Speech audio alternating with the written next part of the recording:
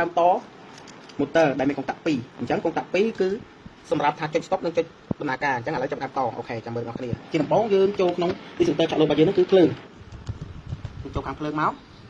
ហើយមកខាងទៀតយើងចូលជាមួយនឹងកុងតាក់ stop កុងតាក់ stop ហ្នឹងគឺខាងពណ៌ក្រហមហើយយើងចូលជើងលេខ11អូខេឥឡូវយើងចូលជើង11មកបន្ទាប់មកយើងយកជើង12មកភ្ជាប់ជាមួយនឹងខ្សែ2ខ្សែ2សរសៃនេះជីខ្សែ2សរសៃអញ្ចឹងយើងយកខ្សែ2សរសៃហ្នឹងមកភ្ជាប់ខាងជើង12អូខេឥឡូវយើងចាប់តាមតចូលហើយខ្សែ2សរសៃហ្នឹងយើងយកមួយសរសៃមកចូលជាមួយនឹងកុងតាក់ start គឺកុងតាក់ពណ៌ខៀវនេះគឺជាកុងតាក់ពណ៌ខៀវមកចូលជើងលេខ23អានេះគឺជាជើង23អូខេនេះជាជើង23អញ្ចឹងយើងចូលជើង23យ៉ាងមកបន្ទាប់មកទៀតយើងយកជើង24ខាងកុងតាក់ខៀវគឺកុងតាក់ start ហ្នឹងមកចូលជាមួយចូលជាមួយជើង23យកខ្សែខាងទៀតចូលមកអញ្ចឹងមកអូខេឥឡូវយើងចូលហើយនេះគឺជាតម្រងខ្សែចេញពីខ្សែកុងតាក់ក្រហម stop ហ្នឹងគឺមួយសរសៃមកចូលជាមួយកុងតាក់ខៀវគឺកុងតាក់បើកកុងតាក់ start ហ្នឹងអញ្ចឹងកុងតាក់ start ហ្នឹងមកចូលជាមួយនឹងកុងតាក់ទ័រយើងអានេះគឺជាកុងតាក់ទ័រនេះគឺជាកុងតាក់ទ័រអញ្ចឹងយើងចូលមក A2 នេះជា A2 នេះជា A2 បងប្អូនអាចទៅចូល A1 បានទេអានេះ A2 A1 គឺជាខ្សែម៉ាស់អូខេឥឡូវយើងចូល A2 ហើយនេះគឺជា A2 បន្ទាប់មកនេះគឺជាខ្សែចេញពីកុងតាក់ដែលថាកុងតាក់ stop ពណ៌ក្រហមនោះពីសរសៃហ្នឹងមកចូលជាមួយនឹង NO អានេះគឺជា NO អូខេអានេះ NO នេះ13ហ្នឹង NO ដាក់អក្សរ NO បងអូខេអញ្ចឹងយើងបញ្ជាប់ NO ហើយនេះគឺហើយអញ្ចឹងគឺវាមាន NO មួយខាងទៀតអានេះគឺជា NO មួយខាងទៀតដែល14 NO ហើយនឹង A2 ដូចគ្នាខាងក្រោមនេះគឺជា A2 ឥឡូវនេះគឺជា A2 បងប្អូនអញ្ចឹងយើងត្រូវបញ្ជាប់ជាមួយ A2 ហ្នឹង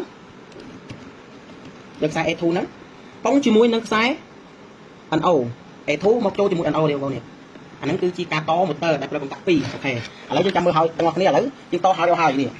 នេះគឺខ្សែមេចូលពី distributor ចាក់លុយរបស់យើងមកចូលជាមួយកុងតាក់ពណ៌ក្រហមនេះគឺតាក់ stop ពីសរសៃរួចខ្សែកុងតាក់ stop មកខាងទៀតមកចូលនឹងកុងតាក់ពណ៌ខៀវអូខេហើយយើងចេញពីកុងតាក់ខៀវភាសាទៀតមកចូលក្នុង A2 ហើយខ្សែកុងតាក់ stop ដែលមានពីសរសៃហ្នឹងមកសរសៃមកចូលក្នុង NO ហើយ NO មកខាងទៀតភ្ជាប់ជាមួយនឹង A2 ខាងក្រោមហ្នឹងហើយបងប្អូននៅក្នុងវីដេអូហ្នឹងបញ្ជាក់ច្បាស់ៗអញ្ចឹងបងប្អូនអាចនឹងយល់លឿនហើយមកខាងទៀតយើងត្រូវយកខ្សែម៉ាស់អូខេឥឡូវនេះគឺជាខ្សែម៉ាស់របស់ខ្មែរនេះគឺខ្សែម៉ាស់យើងយកមកពី distributor ចាក់លុយរបស់យើងគឺខ្សែម៉ាស់អូខេនេះជាខ្សែម៉ាស់បងប្អូនអូខេនេះជាខ្សែម៉ាស់អញ្ចឹងខ្សែម៉ាស់មកចូលជាមួយនឹង A1 នេះ A1 បងប្អូននេះ A1 អូខេឥឡូវយើងតហើយអស់ហើយ A1 ក៏យើងតហើយ A2 ក៏យើងតហើយអានេះវារៀង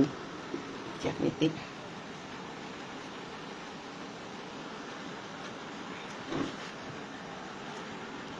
អូខេឥឡូវយើងដាក់ A1 ទៅខ្សែម៉ាស់ហ្នឹងឥឡូវអូខេយើងតហើយបងប្អូននេះ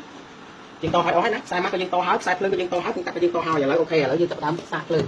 អញ្ចឹងចាប់ជាដំបូងយើងចាប់ដើមបិទ distributor ហើយមុននឹងយើងដល់ភ្លើងខាងមេនេះយើងត្រូវបិទសិនណាបងប្អូនឥឡូវអូខេឥឡូវយើងចាប់ដើមតហើយអញ្ចឹងយើងមើលទាំងអស់គ្នាខ្សែហ្នឹងហើយយើងចាប់ដើមបើក distributor អានេះគឺជាការបើកហើយនេះជាការបញ្ជាអូខេឃើញទេអញ្ចឹងកាលណាយើងចុចបបខៀវគឺកុំតាក់ទ័រនេះវាបើកហ្នឹងស្មើនឹង motor យើងចាប់ដើមដំណើរការអញ្ចឹងអានេះយើងបិទហើយយើង stop អានេះយើងបើកអានេះយើង stop ហើយបងប្អូនមិនអស់ចិត្តឥឡូវចង់ថាកុងតាក់ទ័រហ្នឹងវាបញ្ជាយ៉ាងម៉េចឥឡូវការតកុងតាក់ខ្ញុំតហើយឥឡូវយើងចាប់ដើមតបែបថាយើងដាក់ motor ឥឡូវអូខេឥឡូវចាំមើលនេះជាការដាក់ motor ជាដំបូងឥឡូវខ្សែកុងតាក់យើងតហើយឥឡូវខ្សែ motor អានេះខ្ញុំប្រាប់បងប្អូនគឺ motor 220បងប្អូនណាអានេះយើងយកខ្សែភ្លើងអូខេអានេះក៏ខ្សែម៉ាស់អូខេអានេះខ្សែម៉ាស់វាមាន2សរសៃបងប្អូនបើ3ឲ្យ8គឺ3ហ្វាឥឡូវយើងយកតែ220យើងយក2ហ្វាទេអូខេឥឡូវយើងតមេភ្លើងហើយនេះគឺជាមេភ្លើងបងប្អូនយើងតចេញពី distributor មកគឺមេភ្លើងអញ្ចឹងមេភ្លើងយើងមកចូលជាមួយនឹងអានេះគេហៅ L1 បងប្អូន L1 ហ្នឹងគឺភ្លើង L1 L2 L3 ហ្នឹងអាហ្នឹងគឺបានន័យថាមេភ្លើងចូលណាអញ្ចឹងឥឡូវយើងតែពីសរសៃនេះយើងដាក់ L1 និង L3 អញ្ចឹង motor យើង220យើងត្រូវប្រើចឹងអូខេអូខេឥឡូវមេភ្លើងយើងចាប់តហើយអញ្ចឹងដោយសារខ្ញុំអត់មាន motor ឥឡូវអានេះគឺជា motor ឧទាហរណ៍ថាជា motor ព្រោះអីវាមានភ្លើង220អូខេឥឡូវយើងសាកមើលទាំងអស់គ្នាអញ្ចឹងអាហ្នឹងប្រៀបបានដូចជា motor ខ្សែ2សរសៃបងប្អូនណាហ្នឹងហើយអូខេឥឡូវខ្ញុំចាប់តខ្សែចូលសិនតមកវាចូលនៅ T1 កុងតាក់ L1 មកចូល T1 ហ្នឹងបានពេលណាកុងតាក់នេះបើទៅឧទាហរណ៍ថាវាបើចិត្តទៅគឺវាជាប់គ្នាហើយគឺ L1 និង T1 ហ្នឹងគឺជាប់គ្នាអូខេឥឡូវយើងអានេះ L3 ជាមួយនឹង T3 ឥឡូវអូខេឥឡូវខ្ញុំតចូល L3 ដែរT3 អញ្ចឹងកាលណាយើងចុចអានេះបើទៅគឺចរន្តវាពី L1 មក T6 ពី L1 មក T1 អញ្ចឹងឥឡូវយើងចាប់ដើមតហើយឥឡូវចាំមើលទាំងអស់គ្នាអូខេតាឥឡូវការតដូចបងប្អូនឃើញពីដំបូងហើយឥឡូវយើងចាប់ដើមបើក distributor អូខេហើយយើងចុចបញ្ជី motor អូខេឃើញបងប្អូននេះគឺវាមានភ្លើងមកដែរអញ្ចឹងកាលណាយើងចុចបេតុងពណ៌ខៀវនេះគឺកុងតាក់ទ័រវាដំណើរការកាលណាដំណើរការដូច motor យើងអញ្ចឹងកាលណាយើងចុចឲ្យវាដើរអញ្ចឹងគឺ motor យើងចាប់ដើមដើរឬក៏យើងប្រើជា motor បូមទឹកឬក៏ជា motor វាមានច្រើន motor បងប្អូនពេលខ្លះទៅក៏យើងប្រើ motor កាន់ស្រូវ motor អីឲ្យតែថា motor ដែលថាយើងចង់ភ្ជាប់ជាកុងតាក់អញ្ចឹងយើងអាចប្រើបានដូចគ្នាអញ្ចឹងអូខេឥឡូវចាំមើលយើង stop គឺវាដាច់ភ្លើងយើងបើក cái những video này cá trong video phơi chẳng video nó nghe bản năng thì xong một tuần